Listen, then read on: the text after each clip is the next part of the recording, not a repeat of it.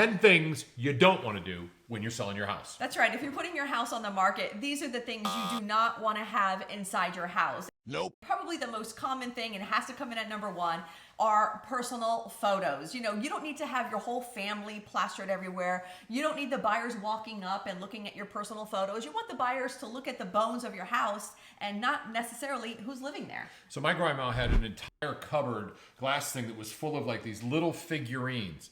Probably not the best idea either. We want to do as much space as possible. Get that stuff out. Let's pack it up. You're going to be moving anyway. And also what's trending nowadays is the names, neon lights over the kids' beds. Yep. Don't do that. Don't let people know who's living in your house. Remember, It'll be all over.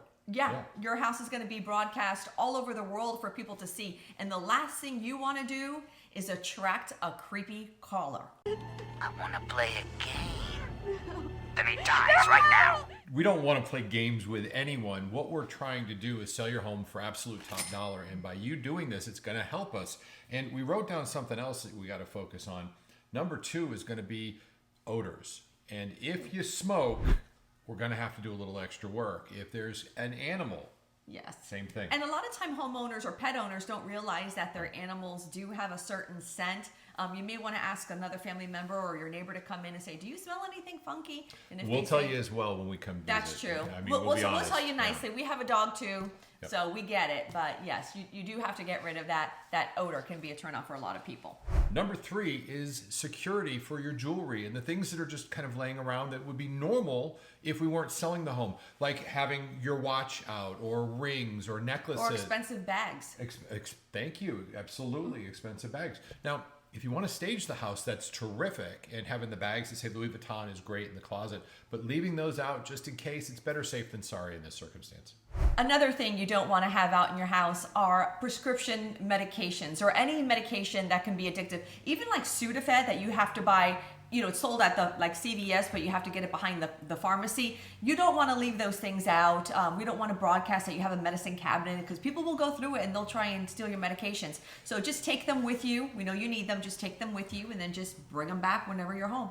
Another alternative to that is to find a place so you can put them that's less obvious if you don't want to carry them with you. We just don't want to have them open up and go, oh my goodness, there's some pain medication that we shouldn't have access to. Never been a problem, but our job is to be overly paranoid for your safety. Also, you don't want to have any of your personal documents out on your desk or anywhere in your house. I'm talking about like your credit card statements, your bank statements, a paycheck. Yeah. So people can find information on there, not that they would, but with a phone, you just go click and they got a picture of that. Again, never been a problem, but our job is to be overly cautious with your safety and your well-being. Okay, I know you're probably thinking, well, wait a second, Jackie and George, aren't you going to be there? Aren't you going to be there watching the buyers come through the house? You don't want us there. No. And think about this. If we're buying a car and the 3 of us are out, we're going to say we're going to buy that car. We don't want the car salesman standing right behind us because we're not going to go, oh my God, I love this car. This is great, because we give away our leveraging position. If we're there, they're going to be much more cautious. And while they're in your house, we want them to fall in love with it. That's why we remove some of the trinkets and little things, right? To allow them that opportunity. To place their own personal items inside your house. Yeah.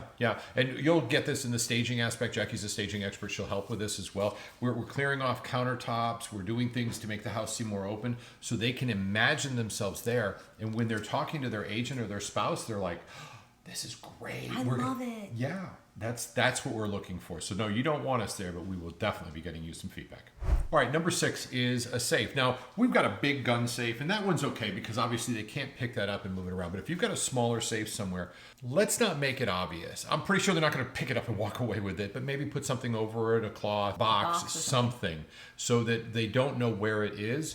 Something else you don't want to have in your house is your dirty laundry. Okay, we don't want to see your dirty laundry. And why? Because when buyers walk through, they're going to open up your washing machine, they're going to open up your dishwasher. They don't need to see any dirty dishes in there. They need to have the idea that your house is being very well kept and it's nice and clean. So be very mindful of that. I can't tell you how many times people don't empty their dishwasher when I'm taking prospective clients through on a tour, and it just looks bad. And also check the inside of your Our dishwasher is right here. Right here. That's what he's I'm doing. just checking it. We're good. Check the inside of your oven too, because if it has like grease splatter all over it, trust me, it's a real turn off for buyers. And the buyers are actually going to look at that and say, well, if this is like this, then This maybe is the air dirty. conditioning's not kept. And that's not really true. We just want to put our best foot forward all the time. Same thing with the kitchen or the fridge. I promise you they're going to look in the fridge. No questions asked. And that brings us to number 8, which is security systems. How many cameras you got there in that town? 5,000. A lot of houses have security cameras. Everywhere. Be careful what you say if you're going in as a buyer, but as a seller, it's important. It's a law. It's a law. You We have have to put some notification, a little thing right on the counter that says this house has video surveillance. Be forewarned, just so that you're protected. That will do great as far as video something. And also, speaking of the surveillance, the systems, if you have a monitor that shows where all your cameras are placed, just turn off that monitor. You don't want people to know where the vulnerable areas of your house are. Right. Number 9 is signs of distress. Now, what does that look like to you, Jackie? What's a distress sign? When a couple is getting divorced. So if you've got a closet that's empty, that's not a good message. That sends the message that something's going on. So if you're kicking your husband out, hate to say it this way, take your clothes and spread them out. Yeah. Make it look like it's full up, and don't leave empty drawers, things like that. We want them not to have anything to negotiate against us with. You know, we don't want them to think that you're vulnerable and you need a quick sale or something like that. And even like the dual vanities, sometimes, you know, they'll just have product on one side of it. Just kind of spread it out. Yep. Another thing that really doesn't go over well with buyers is having them take off their shoes or wear those little booties, those little things that cover your shoes. I hate that. Wearing the booties is actually, it could be a liability for you if that client slips and falls on your floor. And also if they run around in their socks, they can also slip and fall. And guess what? They're going to be suing you. So don't worry about it. I know there's a lot of clean freaks out there. They're like, I just got my carpet, brand new carpet. I just got it cleaned. You have to look at it now as this is property. It's not your home. You're going to sell it. So if it gets dirty, let the new buyer take care of it and clean it up, okay? We just need to keep you safe and make sure that you don't become a liability. So here's a bonus for you as well. Don't be present when you're showing your property. Your job is to leave. Let them handle it. Because if you're there, remember we were talking about having that car salesman standing right behind you. You're the homeowner. They can't fall in love while you're present in the property. All right, so before we go, here's a question for you. Should you sell your house now or should you wait? Watch this next video for that answer.